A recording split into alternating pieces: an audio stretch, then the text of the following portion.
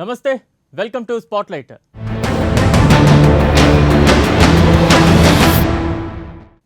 దేశంలో బీజేపీ రూలింగ్లోకి వచ్చాక ఒక్కో బీజేపీ నేతకు ఒక్కో దఫా మాత్రమే అధికారం ఇస్తున్నారు.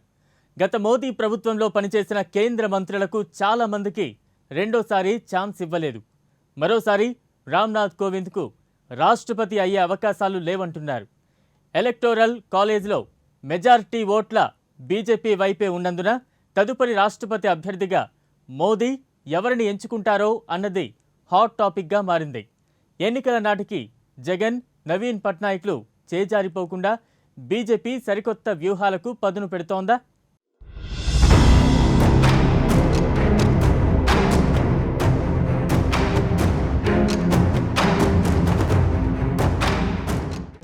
రాష్ట్రపతి ఎన్నికకు నోటిఫికేషన్ విడుదలైంది. 16వ రాష్ట్రపతి ఎన్నిక కోసం ప్రభుత్వం ముందుకు రావడంతో కసరత్తు ప్రారంభమైంది. జూలై 18న రాష్ట్రపతి ఎన్నికకు ఓటింగ్ నిర్వహించనున్నారు. అదే నెల 21న కౌంటింగ్ పూర్తి చేసి 24న రాష్ట్రపతి ఎన్నిక కార్యక్రమం జరపనున్నట్లు చెబుతున్నారు. ఈ మేరకు ఎన్నికకు సంబంధించిన ప్రకటన వెలువడింది. ఈ నెల 15న నోటిఫికేషన్ విడుదల కానుంది. 29 వరకు నామినేషన్లు స్వీకరిస్తారు. 30న స్క్రూటినీ జరుగుతుంది. జూలై 2 నామినేషన్ల ఉపసంహరణకు సమయం కేటాయించారు. ప్రస్తుత రాష్ట్రపతి పదవీకాలం జూలై 25తో ముగియనుంది. దీంతో అప్పటిలోగా రాష్ట్రపతి ఎన్నిక పూర్తి చేసేందుకు అధికారులు ప్రయత్నాలు చేస్తున్నారు. जैसे मैंने पहले बताया था कि जो भी चुनाव जिनका भी टर्म खत्म हो रहा है राष्ट्रपति जी के चुनाव के डेट से पहले, उन सब का नाम इलेक्टर लिस्ट में ऐड होके सप्लीमेंट्री लिस्ट जिस दिन पर डेट खत्म हो रही है उसी दिन के हिसाब से सप्लीमेंट्री डेट्स इशू होंगी और उनको हम अपनी वेबसाइट पे भी डालेंगे and then it would be available to everybody to see the day the date comes when they are kind of the vacancies happening on that. देखिए, जो प्रश्न आप पूछ रहे हैं इसका मैंने एक अपेंडिक्स है जो अभी आपको किताब बाहर भी आप ले सकते हैं. ये अपेंडिक्स है. तो दिस इज अपेंडिक्स नंबर 1. तो जो मैंने आपको बताया था कि एमएलएस की टोटल वोट्स की संख्या है 5,43,231. उसमें किसके कितने वोट की वैल्यू है वो स्टेट वाइज आपको दी हुई है. कितने उसमें एमएलए गण हैं और कितने उनकी वोट की वैल्यू है वो दी हुई है. ప్రస్తుతం కేంద్రంలో అధికారంలో ఉన్న బీజేపీకి రాష్ట్రపతి ఎన్నికలకు సంబంధించి 48.9% ఓట్లు ఉన్నాయి. ఇతర విపక్షాలకు 51.1% ఓట్లు ఉన్నాయి. దీంతో ప్రతిపక్షాలు కనుక గట్టిగా తలుచుకుంటే బీజేపీ సరైన అభ్యర్థిని నిలపకపోతే ఖచ్చితంగా రాష్ట్రపతి ఎన్నికను గెలవచ్చు. కానీ బీజేడీ, వైసీపీ పార్టీలు బీజేపీకి మద్దతుగా ఉన్నాయి. వాటి సాయంతో గెలవవచ్చని బీజేపీ ధీమాగా ఉంది. ప్రస్తుతం బీజేపీకి ఒంటరిగా అయితే ప్రతిపక్షాల కంటే 2.2% ఓట్లు తక్కువగా ఉన్నాయి. దీంతో సరైన అభ్యర్థిని బరిలోకి దింపకుంటే బీజేపీ కొంప మునిగిపోయే అవకాశాలున్నాయి. అందుకే రాష్ట్రపతిగా ఈసారి గిరిజన, ముస్లిం మైనార్టీకి చెందిన నేతలకు అవకాశం ఇవ్వాలని మోదీ యోచిస్తున్నారట. ఎవరూ వ్యతిరేకించని అభ్యర్థిని ఎంపిక చేయాలని చూస్తున్నారట.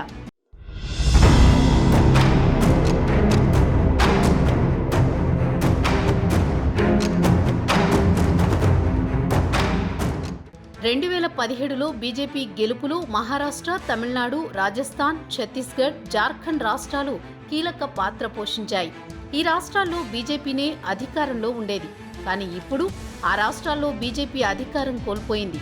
దీంతో మిత్రుల అవసరం బీజేపీకి ఏర్పడింది. ఈ క్రమంలోనే ఈసారి అందరికీ అనువైన ఓట్లు పడేలా గిరిజన కోటాలో మహిళా అభ్యర్థి అయిన అనసూయ ఊకే జార్ఖండ్ మాజీ గవర్నర్ ద్రౌపది ముర్మును రాష్ట్రపతి రేసులో నిలపాలని మోదీ యోచిస్తున్నట్లు తెలిసింది. వీరిద్దరూ కాకుంటే కేంద్ర మంత్రి ముఖ్తార్ అబ్బాస్ నఖ్వీ పేరు కూడా ఎక్కువగా వినిపిస్తోంది. బీజేపీ ముస్లిం నేతగా ఈయన పేరుగాంచారు. ఇటీవల రాజ్యసభ పోటీల్లో కూడా ఈయనను దింపలేదు. దీంతో ఈయన పేరు కూడా బీజేపీ రాష్ట్రపతి అభ్యర్థి రేసులో బలంగా వినిపిస్తోంది. మైనార్టీ విభాగంలో బీజేపీ ఆలోచిస్తోంది. నఖ్వీని రాష్ట్రపతి లేదంటే ఉపరాష్ట్రపతిని చేసే అవకాశం కనిపిస్తోంది. ఇక ప్రస్తుత ఉపరాష్ట్రపతి మన తెలుగు తేజం వెంకయ్యనాయుడు రిటైర్మెంట్ కావడం ఖాయంగా కనిపిస్తోంది.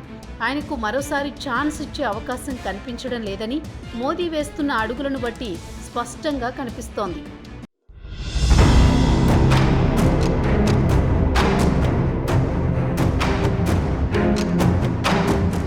ప్రతిపక్షాలు కూడా తమ అభ్యర్థిని నిలబెడతామని చెబుతున్న నేపథ్యంలో రాష్ట్రపతి ఎన్నిక ఏకగ్రీవం అవుతుందా లేదంటే ఓటింగ్ నిర్వహించాల్సి వస్తుందో తెలియడం లేదు. బీజేపీ మాత్రం ఏకగ్రీవం కోసమే ప్రయత్నాలు చేస్తున్నట్లు సమాచారం. అందరికీ ఆమోదయోగ్యమైన వ్యక్తిని రాష్ట్రపతిగా నిలబెట్టేందుకు నిర్ణయించినట్లు చెబుతున్నారు. ఇదే జరిగితే ఎన్నిక లేకుండా ఉంటేనే ప్రశాంతంగా ఉంటుంది. కానీ ప్రతిపక్షాలు మాట వినకపోతే మాత్రం పోటీ అనివార్యమని తెలుస్తోంది. మొత్తానికి ఏం జరుగుతుందో వేచి చూడాల్సిందే.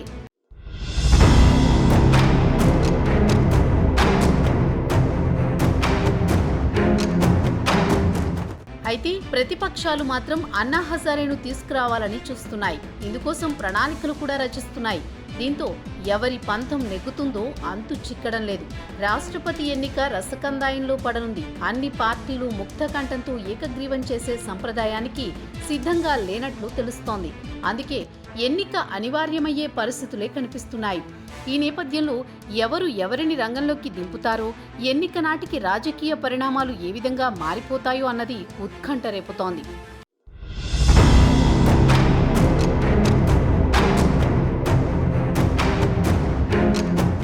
ఆర్టికల్ 54 ప్రకారం రాష్ట్రపతిని ఎలక్టోరల్ కాలేజీ ఎన్నుకుంటుంది. పార్లమెంటు ఉభయ సభలకు ఎన్నికైన సభ్యులతో పాటు అన్ని రాష్ట్రాలు, ఢిల్లీ, పుదుచ్చేరి, కేంద్రపాలిత ప్రాంతాల్లో ఎన్నికైన శాసనసభ్యులను కలిపి ఎలక్టోరల్ కాలేజీగా పిలుస్తారు. పార్లమెంటు శాసనసభల్లోని నామినేటెడ్ సభ్యులు, శాసనమండలి సభ్యులు ఎలక్టోరల్ కాలేజీలో ఉండరు. వీరికి ఓటు వేసే హక్కు లేదు. రాష్ట్రపతి ఓటింగ్ బ్యాలెట్ పేపర్ విధానంలో జరుగుతుంది. ఓటింగ్ సమయంలో వాడే పెన్నును ఈసీనే ఇస్తుంది. ఆ పెన్నుతోనే ఓటెయ్యాలి. ఈ ఎన్నికల్లో పోస్టల్ బ్యాలెట్ ఉండదు. ఓటేయడానికి గైర్హాజరయ్యేందుకు ప్రజాప్రతినిధులకు స్వేచ్ఛ ఉంటుంది. రాష్ట్రపతి ఎన్నికకు పార్టీలు తమ ఎమ్మెల్యేలు, ఎంపీలకు విప్ జారీ చేయకూడదు. అలాగే ఈ ఎన్నికల్లో నోటాకు అవకాశం లేదు. ఏదో ఒక అభ్యర్థికి ఓటు వేయాల్సిందే.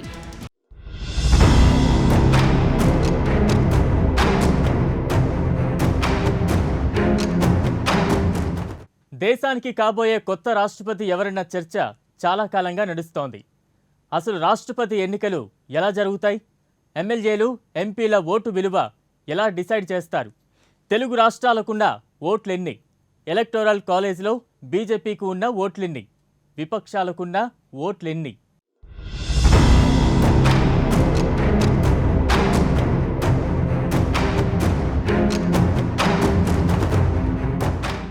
రాష్ట్రపతి ఎన్నికలు ఎలక్టోరల్ కాలేజీలో లోక్సభ, రాజ్యసభ సభ్యులు, అన్ని రాష్ట్రాల ఎమ్మెల్యేలు మొత్తం 4,809 మంది ఓటర్లు ఉంటారు.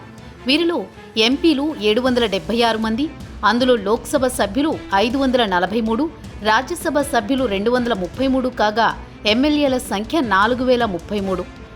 ఎంపీలు, పార్లమెంటులో ఎమ్మెల్యేలు తమ అసెంబ్లీలో ఓటు హక్కు వినియోగించుకోవాల్సి ఉంటుంది. జూలై 18న జరిగేది 16వ భారత రాష్ట్రపతి ఎన్నిక.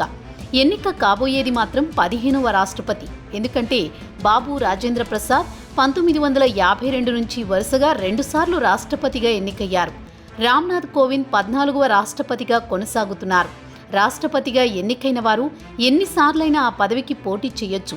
ఇప్పటి వరకు బాబు రాజేంద్ర ప్రసాద్ మాత్రమే రెండోసారి ఎన్నికయ్యారు. ఆ తర్వాత ఎవరూ రెండోసారి పోటీకి దిగలేదు. ప్రజాస్వామ్య అత్యున్నత విలువలను అనుసరించి రెండోసారి పోటీ చేయకూడదన్న సంప్రదాయమే దీనికి కారణం.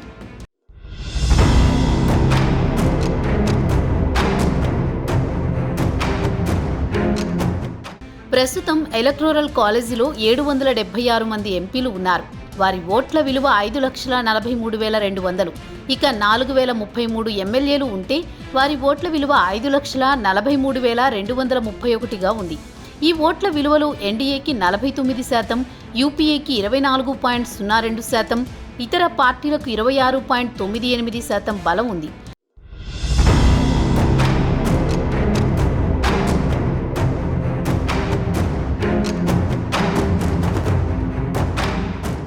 ఎలక్టోరల్ కాలేజీ మొత్తం ఓట్ల విలువ దాదాపు 10,86,000.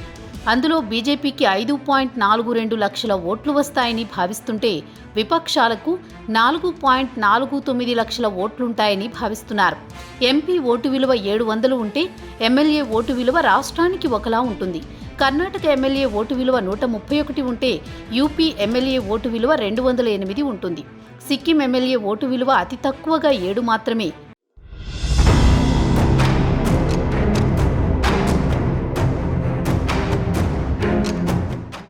ఎలక్టోరల్ కాలేజీలో అన్ని ఓట్లు పోలైతే గెలవాల్సిన అభ్యర్థికి 5,49,452 ఓట్లు రావాల్సి ఉంటుంది. అయితే 13 పార్లమెంటు స్థానాలు ఖాళీగా ఉంటే రాష్ట్రాల్లో కొన్ని అసెంబ్లీ సీట్లు కూడా ఖాళీగా ఉన్నాయి. ఎన్డీఏ ప్రత్యర్థి పార్టీలకు ఎమ్మెల్యే ఓట్లు 2.77 లక్షలున్నాయి. అటు ఎన్డీఏ పార్టీలకున్న ఎమ్మెల్యేల ఓటు విలువ 2.22 లక్షలు మాత్రమే. అయితే పార్లమెంటులో మాత్రం ఎన్డీఏకి 3.20 లక్షల ఓట్లుంటే విపక్షాలకు 1.72 లక్షల ఓట్లు మాత్రమే ఉన్నాయి. ఎంపీల ఓటు విలువ అన్ని రాష్ట్రాలకు ఒకేలా ఉంది, కానీ రాష్ట్రాల ఎమ్మెల్యేల ఓటు విలువ మారుతుంది. రాష్ట్ర జనాభాను ఆ రాష్ట్రంలోని ఎమ్మెల్యేల సంఖ్యతో భాగించి వచ్చే విలువను 1000తో భాగించాలి. అప్పుడు వచ్చే సంఖ్యే ఆ రాష్ట్ర ఎమ్మెల్యేల ఓటు విలువ. దీనికోసం 1971 జనాభా లెక్కలను పరిగణలోకి తీసుకుంటారు. దీని ప్రకారం ఏపీలో ఒక ఎమ్మెల్యే ఓటు విలువ 159. ఆంధ్రప్రదేశ్ ఎమ్మెల్యేల మొత్తం ఓటు విలువ 27,825. ఇటు తెలంగాణలో ఒక్కో ఎమ్మెల్యే ఓటు విలువ 132. తెలంగాణ అసెంబ్లీలో మొత్తం ఓట్ల విలువ 15,708.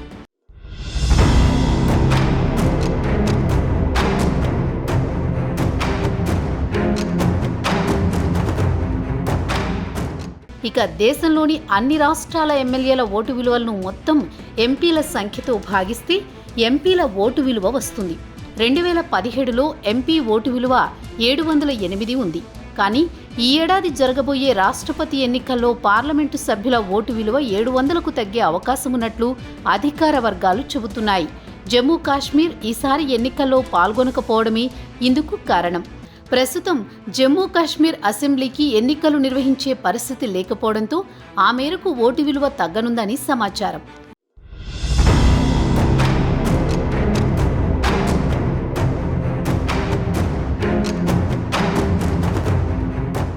రాష్ట్రపతి ఎన్నికలకు ఏపీ సీఎం జగన్మోహన్ రెడ్డి కీలకం కాబోతున్నారా? ఇప్పటికే బీజేపీతో ఆత్మీయ బంధాన్ని కొనసాగిస్తున్న వైసీపీ మద్దతు బీజేపీ అభ్యర్థికేనా? ఓవైపు కేసీఆర్ బీజేపీకి వ్యతిరేకంగా కూటమి తయారు చేసి రాష్ట్రపతి ఎన్నికల్లో బీజేపీపై పోటీకి దిగాలని చూస్తున్నారు. మరి ఈ నేపథ్యంలో జగన్ మద్దతు బీజేపీకా కేసీఆర్కా? సాటి తెలుగువాడి బాటలో జగన్ నడుస్తారా? రాష్ట్రపతి ఎన్నికల్లో వైసీపీ కీలకం కానున్న నేపథ్యంలో అసలేం జరగబోతోంది?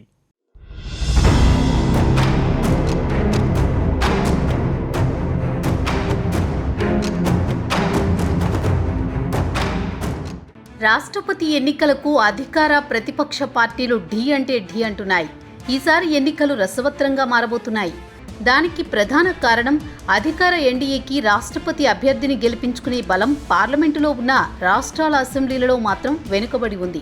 సొంత బలంతో గట్టెక్కాలంటే బీజేపీకి వీలు పడదు. ఖచ్చితంగా జగన్, నవీన్ పట్నాయక్ లాంటి వారి మద్దతు అవసరం. అయితే జగన్ సపోర్ట్ ఎవరికి ఉంటుందన్న దానిపైనే రాష్ట్రపతి ఎవరన్నది డిసైడ్ అయ్యే అవకాశం కనిపిస్తోంది. ఈసారి రాష్ట్రపతి ఎన్నికలలో జగన్మోహన్ రెడ్డి మద్దతు అటు అధికార పక్షానికి ఇటు ప్రతిపక్షానికి కీలకం కానుంది. మోదీ సర్కార్ రాష్ట్రపతి అభ్యర్థిని గెలిపించుకోవాలంటే 5,49,452 ఓట్ల బెంచ్ మార్కును సాధించాల్సి ఉంటుంది. దీనికి దాదాపు 9,000 ఓట్లు ఎన్డీఏ సర్కారుకు తగ్గుతాయి. ఈ లోటును భర్తీ చేయాలంటే వైఎస్ఆర్సీపీ, బిజు జనతాదళ్ మద్దతు తప్పనిసరి.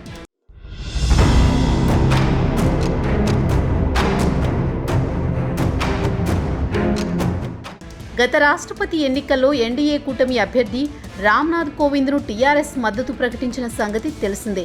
అయితే ఈసారి కేసీఆర్ ఏం చేయబోతున్నారన్న దానిపై ప్రస్తుతానికి స్పష్టత లేదు. వచ్చే ఎన్నికల్లో ఎలాగైనా బీజేపీని దెబ్బ కొట్టాలన్న ఉద్దేశంతో ఫెడరల్ ఫ్రంట్ ఏర్పాటు చేసేందుకు సమాయత్తమవుతున్నారు కేసీఆర్. వచ్చే లోక్సభ ఎన్నికల సంగతి పక్కన పెడితే ఆయన ఫోకస్ మొత్తం ఇప్పుడు రాష్ట్రపతి ఎన్నికల మీద ఉన్నట్టు తెలుస్తోంది. జనతాదళ్, వైసీపీలు మద్దతిస్తే రాష్ట్రపతి ఎన్నికల్లో బీజేపీకి తిరుగుండదు. అయితే ప్రతిపక్ష కూటమి బీజేపీకి వ్యతిరేకంగా ఆ రెండు పార్టీలను ఒప్పించగలిగితే మాత్రం ఎన్డీఏకి ఇబ్బందికరమే. ఆయన జాతీయ రాజకీయాల్లో రాణించేదేమీ ఉండకపోవచ్చు. అలాగే రాష్ట్రపతి ఎన్నికల్లో కూడా ప్రత్యామ్నాయ ఫ్రంట్ నుంచి నిలబెట్టడం అంటే కూడా అది బీజేపీకి షాక్ ఇవ్వడం కాదు, అది బీజేపీకి మేలు చేయడమే. ప్రస్తుతం ఉన్న పరిస్థితులలో కేంద్రంలో బీజేపీని ఎదుర్కోవాలంటే ప్రతిపక్ష పార్టీలన్నీ కలిసి పోటీ చేస్తేనే రాష్ట్రపతి ఎన్నికల్లో కానీ లేదా రాబోయే ఎన్నికల్లో కానీ బీజేపీని ఎదుర్కోనేటువంటి అవకాశం ఉందని ఎవరైనా చెప్తారు. అలాంటప్పుడు ఈయనే ఎన్డీఏ ఒక అభ్యర్థిని పెట్టి, కాంగ్రెస్ యూపీఏ కూటమి ఒక అభ్యర్థిని పెట్టి, ఇంకో అభ్యర్థి మూడో ఫ్రంట్గా పెడితే ఓట్లు చీలిపోయి బీజేపీ సునాయాసంగా గెలుస్తుంది. అంటే బీజేపీ మేలు చేయడమే. ఇక ప్రత్యామ్నాయ రాజకీయాలు సంచలనం రాబోతుంది. ఏం సంచలనం వస్తుంది? దేశవ్యాప్తంగా ఏ రకంగా సంచలనం వస్తుంది? ఇప్పుడున్న పార్టీలను కాదని బీజేపీలో చీలికి వస్తే తప్ప సంచలనం అనేది లేదు. లేదా కాంగ్రెస్ ఇతర పార్టీలన్నీ ఐక్యమై ఒక కూటమి ఏర్పడితే ఒక సెన్సేషన్ గా అనిపిస్తుంది. కానీ ఆ పరిస్థితి ఇప్పటికిప్పుడు వచ్చేటట్టు లేదు. కేవలం ఆయన ఎప్పుడెప్పుడైతే ఇబ్బందులు ఉంటాడో అప్పుడు రాష్ట్ర ప్రజలను దృష్టి మళ్లించడానికి డైవర్షన్ పాలిటిక్స్ అయితే ఇప్పుడున్న పరిస్థితుల్లో వైసీపీ బీజేపీ వ్యతిరేక కూటమిలో చేరకపోతే మాత్రం కేసీఆర్ రాష్ట్రపతి ఎన్నిక వ్యూహం వర్కౌట్ అవ్వకపోవచ్చు. ప్రధానంగా కేసుల భయం కారణంగానే జగన్ బీజేపీని అంటిపెట్టుకుని ఉండక తప్పదన్న కామెంట్స్ టీడీపీ లాంటి పార్టీలు చేస్తూనే ఉన్నాయి. అయితే టీఆర్ఎస్ వైసీపీలు మొదట్లో స్నేహంగానే ఉన్నా ఈ మధ్య టీఆర్ఎస్ నేతలు తరచుగా జగన్పై విమర్శలు చేస్తున్నారు. దీంతో కేసీఆర్ వెంట నడిచేందుకు జగన్ వెనుకంజ వేస్తున్నట్లు తెలుస్తోంది. జగన్ మద్దతును బీజేపీకి దూరం చేయగలిగితే కేసీఆర్ లాంటి వారి వ్యూహం వర్కౌట్ కావచ్చు. మరి జగన్ బీజేపీకి సపోర్ట్ చేయకుండా ఉండగలరా అన్నది తేలాల్సి ఉంది. తెలంగాణ ముఖ్యమంత్రి టీఆర్ఎస్ పార్టీ అధ్యక్షుడు దేశవ్యాప్తంగా చేస్తున్నటువంటి పర్యటన రాజకీయంగా ఒక వేడి నెలకొందని చెప్పుకోవచ్చు. ఎందుకంటే ఒక రాష్ట్ర ముఖ్యమంత్రి వివిధ రాష్ట్రాల్లో పర్యటించడం, ఆయా రాష్ట్రాలకు దేశ రాజకీయాలకు సంబంధించినటువంటి అంశమే చర్చకు వస్తుంది. ఆయా ముఖ్యమంత్రులు కలిసినప్పుడు, రాజకీయ పార్టీలను కలిసినటువంటి నేపథ్యంలో మొత్తం మీద దేశంలో ఉన్న రాజకీయ పరిస్థితులు, దేశం ఎటువైపు పోతుంది, ఏంటి నెక్స్ట్ వస్తున్నటువంటి వివిధ రకాల రాష్ట్రపతి ఎలక్షన్స్ కావచ్చు, అదేవిధంగా భవిష్యత్తులో 2024లో వచ్చే పార్లమెంటరీ ఎలక్షన్స్ కావచ్చు, ఈ ప్లస్ దేశానికి ప్రత్యామ్నాయ ఆర్థిక రాజకీయ సామాజిక ఎజెండా ఏముంది, ఇప్పుడు బీజేపీ అనుసరిస్తున్నటువంటి ఎజెండా ఎలా ఉంది, ప్రత్యామ్నాయంగా ఇంకేం అనుసరించాలి, కాంగ్రెస్ సంబంధించినటువంటి ఎజెండా కూడా కాంగ్రెస్ వాళ్ళు ఏది ప్రత్యామ్నాయం చూపించలేకపోయారు. కేసీఆర్కు ఉన్నటువంటి ఎజెండా ఏంటంటే దేశంలో ఇప్పటివరకు 75 సంవత్సరాలు కాంగ్రెస్ బీజేపీ పార్టీలే పరిపాలించాయి, జాతీయ పార్టీలు అని చెప్పుకుంటున్నటువంటి పార్టీలు. కానీ అనుకున్నంత రీతిలో దేశ అభివృద్ధి, ప్రగతి, దేశంలో కొనుగోలు శక్తి, పేదరిక నిర్మూలన, దారిద్ర్య రేఖకు పైన తీసుకురావడము, ఇటువంటి ఎలాంటి మౌలికమైనటువంటి పెద్ద మార్పులు దేశ ప్రజల్లో కనిపించలేనటువంటి అంశము. దీనికి అన్నిటికీ రెండు పార్టీలు వైఫల్యం అనేది కేసీఆర్ ఎప్పటి నుంచో వాదిస్తున్నట్టుది, కేసీఆర్ ఎప్పటి నుంచో ప్రజల ముందు పెట్టినటువంటి అంశం. వైసీపీ కలిసి వస్తే ప్రధాని మోదీ ఎంపిక చేసిన అభ్యర్థి రాష్ట్రపతి కుర్చీని అలంకరిస్తారు. బీజేపీతో స్నేహాన్ని కంటిన్యూ చేయాలని ఉవ్విళ్లూరుతున్న జగన్ ఈ అవకాశాన్ని వదులుకోరని విశ్లేషకులు భావిస్తున్నారు. దీనికి బదులు ఆయన కేంద్రాన్ని ఏం కోరుకుంటారు అనేది తేలాల్సి ఉంది. ఇప్పటికే నిధుల కొరతతో ఏపీ తలకిందులవుతోంది. ఒక పక్క కరెంటు కోతలు, మరోపక్క అరకొరగా ఉన్న ఆర్థిక పరిస్థితి జగన్ సర్కారును ఉక్కిరి బిక్కిరి చేస్తోంది. మోదీ కరుణిస్తే ఈ కష్టాల్లో నుంచి కొంతైనా బయటపడొచ్చు. కేసుల భయంతో చీటికి మాటికి బీజేపీకి అవసరమైన ప్రతిసారి మద్దతు తెలపడమే కాకుండా రాష్ట్రానికి కావలసిన ప్రాజెక్టులు, నిధులు సాధించేలా జగన్ పోరాడాలని టీడీపీ లాంటి ప్రతిపక్షాలు విమర్శిస్తున్నాయి.